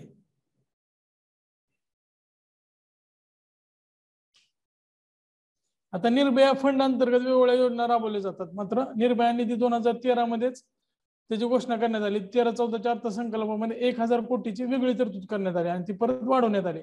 जुलै 2021 पर्यंत 6212 कोटी वितरित करण्यात आले. आणि या निधी अंतर्गत निर्भया निधी योजना राबवण्यात येते. मग त्याच्यामध्ये खर्च झाला नाही म्हणून बऱ्याच वेळा सरकारवर टीका पण झाली होती. आता त्याच्या अंतर्गत पेट्रोलिंग साठी जे गाड्या आहेत ते मोठ्या प्रमाणात पोलिसांना देण्यात आलेले आहेत. त्याच्यामध्ये निर्भया निधी अंतर्गत लिहिलेलं असतं. पिंक कलरचं पेट्रोलिंग कार आहेत, ते कंटिन्यू फिरतात. मुंबई, पुणे, औरंगाबाद, नाशिक यासारख्या शहरामध्ये या अंतर्गत गाड्या घेतलेल्या आहेत. निर्भया निधी अंतर्गत महिला पोलीस व्हॉलंटियर असेल, वन स्टॉप सेंटर असतील, या सगळ्या गोष्टी सुरू केलेल्या आहेत. त्यानंतर नॅशनल वुमन कमिशन म्हणजे राष्ट्रीय महिला आयोग 31 जानेवारी 1992 ला त्याची स्थापना झाली. आणि जो कायदा आहे तो 1990 चा आहे. जसं बाल हक्क संरक्षण कायदा 2005 चा आहे, स्थापना झाली 2007 ला. तसंच हे कायदा 1990 चा आहे, स्थापना झाली 1992 ला. मुख्यालय नवी दिल्ली आहे. अध्यक्ष आणि 5 सदस्य आहेत. सदस्यापैकी किमान 1 SC आणि 1 ST समुदायातले असावा. इथं महिलांची अट नाही असं स्पेशल, कारण जास्त करून महिलाच असतात त्यामध्ये. महिलांची स्पेशल अट नाहीये, तिकडं महिलांची अट होती बाल हक्क संरक्षण आयोगामध्ये. तर इथं लक्षात ठेवा, इथं अध्यक्ष अधिक 5 सदस्य आहेत, तिथं अध्यक्ष अधिक 6 सदस्य होते. कन्फ्युजन होते दोन्हीमध्ये. बाल हक्क संरक्षण आयोगामध्ये जास्त सदस्यांची संख्या महिला हक्क आयोगापेक्षा. कार्यकाळ दोघांचा सेम आहे. प्रकाशन आहे मेरी दीदी से पूछो आणि राष्ट्र महिला नावाचे मासिक ते प्रकाशित करतात. केंद्र सरकारद्वारा स्त्रियांच्या स्वयंसेवी संस्था, कामगार संघटना, प्रशासन, समाज कल्याण, कायदा या क्षेत्रातील तज्ज्ञ आणि अनुभवी व्यक्तीमधून त्या सदस्यांची निवड केली जाते. राजीनामा पण केंद्र सरकारकडे आणि निवड पण केंद्र सरकारच करतं. ह्याचे जे पहिले अध्यक्ष आहेत त्या जयंती पटनाईक होत्या. त्यानंतर मोहिनी गिरी, विभा पार्थसारथी, पूर्णिमा अडवाणी, गिरिजा व्यास फक्त स्टार करून लक्षात ठेवा, 2दा त्याची निवड झालेली. नंतर ममता शर्मा, ललिता कुमार मंगलम आणि रेखा शर्मा यांची सुद्धा पुनर्नियुक्ती झालेली आहे. या दोघांचे आहे ना 2 वेळा ह्यांचे टर्म राहिलेले, हे 2 वेळा हे लक्षात ठेवा. गिरिजा व्यास आणि रेखा शर्मा 2दा पद्मभूषण आहेत. 2021 मध्ये यांची पुनर्निवड झालेली आहे, पुनर्नियुक्ती करण्यात आलेली. आरएमके सुद्धा महिला बाल विकास मंत्रालयाअंतर्गत स्थापन करण्यात येते. 1993 ची स्थापना आहे. महिला व बाल विकास मंत्री जे आहेत ते RMK चे अध्यक्ष असतात. म्हणजे सध्या कोण आहेत? स्मृती इराणी या RMK च्या अध्यक्ष आहेत. आता राष्ट्रीय महिला कोष जसं फंड असतं त्याच पद्धतीने ह्याचं काम काय असणार आहे तर कर्ज पुरवठा करणाऱ्या गैरशासकीय संस्था तसेच मायक्रो फायनान्स इन्स्टिट्यूशन आहेत त्यांना रिफायनान्स करणं. रिफायनान्सिंग एजन्सी म्हणजे काय तर बँकांना कर्ज देणारी संस्था. RMK मार्फत loan promotion scheme, main loan scheme, gold credit scheme. Gold credit म्हणजे काय? सोन्यावर कर्ज नाही आहे. गोल्ड म्हणजे काय तर मोठे कर्ज.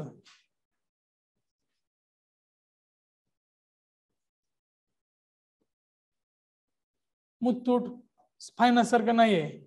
हे काय मोठ्या पद्धतीचं कर्ज आहे. मोठ्या कर्जासाठी म्हणजे मोठ्या व्यवसायासाठी कर्ज आहे त्याला गोल्ड क्रेडिट स्कीम आहे. Housing loan, working capital term loan आणि रिपीट लोन स्कीम. नंतर सेंट्रल सोशल वेलफेअर बोर्ड. आपण काही संस्था बघितल्या होत्या महिला व बाल कल्याण मंत्रालयाअंतर्गत त्यातली ही एक संस्था आहे. ह्याची स्थापना नेहरूच्या संकल्पनेनुसार 1953 ला झाली होती आणि 1969 ह्याला वैधानिक दर्जा देण्यात आलेला आहे. महिला व बाल विकास मंत्रालयाअंतर्गतच आहे. पहिले अध्यक्ष दुर्गाबाई देशमुख, CD देशमुख यांच्या पत्नी आहेत आणि सध्या प्रीतीपंत ह्याचे अध्यक्ष आहेत. महिला व बाल विकास क्षेत्रात कार्य करणाऱ्या संस्थांना तांत्रिक आणि वित्तीय मदत करणे त्याचं काम आहे. जसं आपण केंद्रीय महिला आयोग बघितलंय भारताचं राष्ट्रीय महिला आयोग त्याच पद्धतीने राज्य महिला आयोग त्याची स्थापना 25 जानेवारी 1993 ला झालेली आहे. एका वर्षानंतर तिकडचे 1992 ला हे 1993 ला आहे.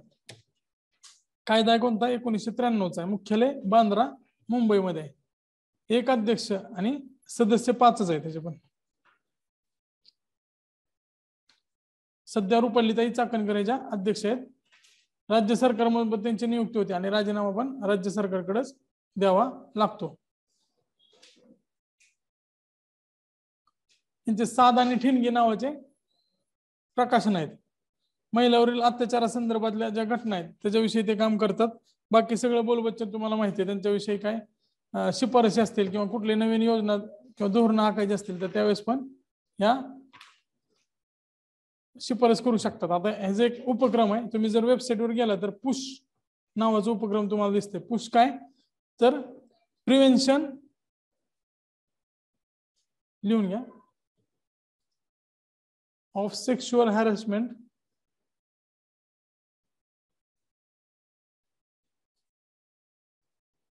At workplace. हा पुश उपक्रम राज्य महिला आयोगाने सुरू केलेला आहे. Prevention of sexual harassment at workplace नावाचा उपक्रम पुश राज्य महिला आयोगाने सुरू केलेला आहे.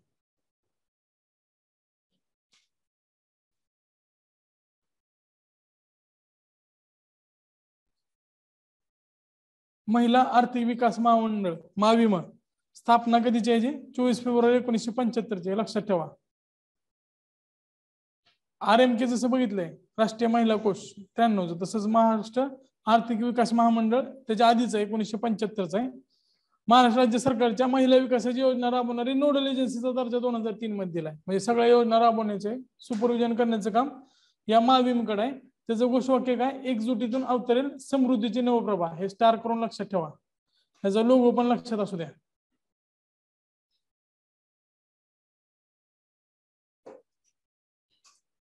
आता हे काय काम करणार आहे तर रोजगार निर्मिती, कौशल्य विकास, त्यासोबतच सेल्फ हेल्प ग्रुप.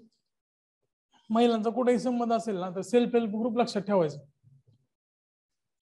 तर माविमा वेगवेगळे उपक्रम राबवते. त्यामध्ये तेजस्विनी महाराष्ट्र ग्रामीण महिला सशक्तीकरण कार्यक्रम 2007 ला सुरू झाला. अल्पसंख्याक महिला सशक्तीकरण कार्यक्रम हा 2012 ला निवडक 10 जिल्ह्यात सुरू करण्यात आणि 13 शहरात सुरू करण्यात आला होता. ह्याच्यामध्ये वर्गीकरण कसं आहे तर 80% ज्या लाभार्थी आहेत ते अल्पसंख्याक असतील आणि 20% इतर पात्र लाभार्थी असतील. हे लक्षात ठेवा. त्याच्यामध्ये सांगतील की 100% अल्पसंख्याक आहे तर तसं नाही. 80% अल्पसंख्याक महिलांना प्राधान्य दिलं जातं आणि 20% या सामान्य इतर पात्र महिलांना समाविष्ट करून घेतलं जातं.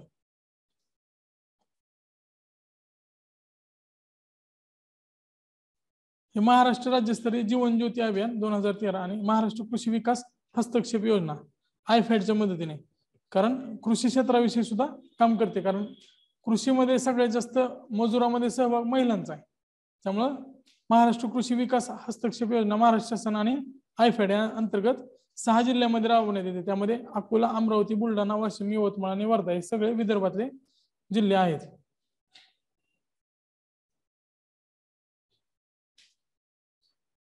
आता काय गैर शासकीय संस्था बघूया, NGOs.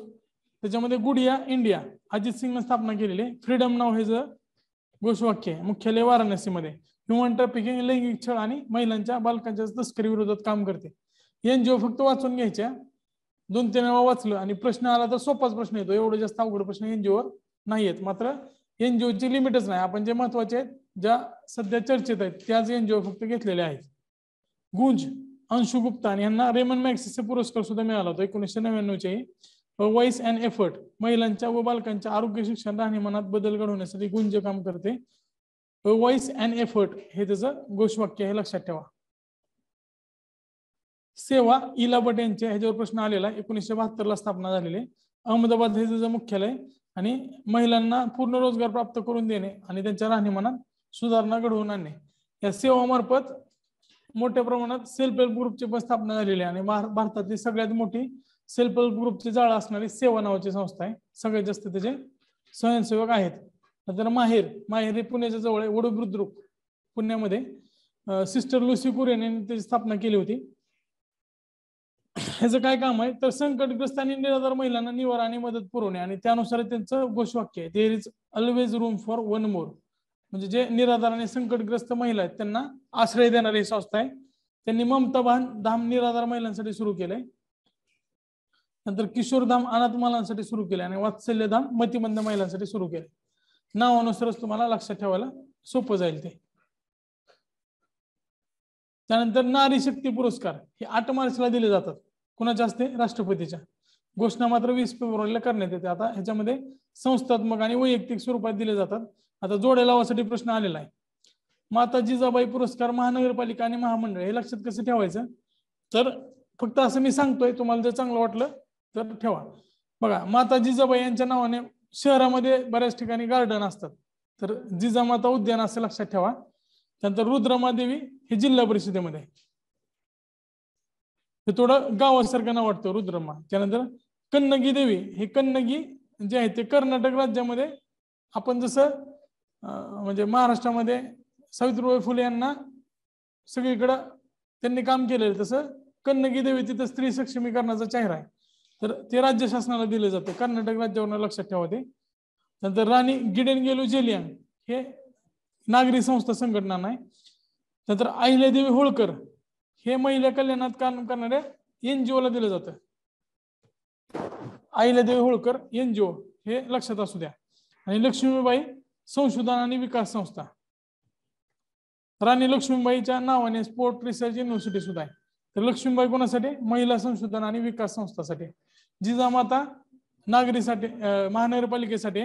रुद्रमादेवी जिल्हा परिषद गावासारखं नाव वाटते. कन्नगी देवी कर्नाटक राज्यावर लक्षात ठेवा राज्य शासनाला. गिडेनगेलू जेलियान CSO आणि NGO साठी अहिल्यादेवी होळकर. राणी लक्ष्मीबाई रिसर्च अँड डेव्हलपमेंटसाठी. सगळ्या पुरस्काराचं स्वरूप प्रमाणपत्र आणि 2 लाख आहे. जर वैयक्तिक दिले जात असतील तर प्रमाणपत्राने 1 लाख आहे. त्यासाठी साहस, शौर्य, महिला कल्याण आणि सक्षमीकरणासाठी ते पुरस्कार दिले जात आहेत. तर जो बुस्टरचा पार्ट आहे तो पुढच्या लेक्चरला आपण बघूया, नंतर पुढचं लेक्चर होईल.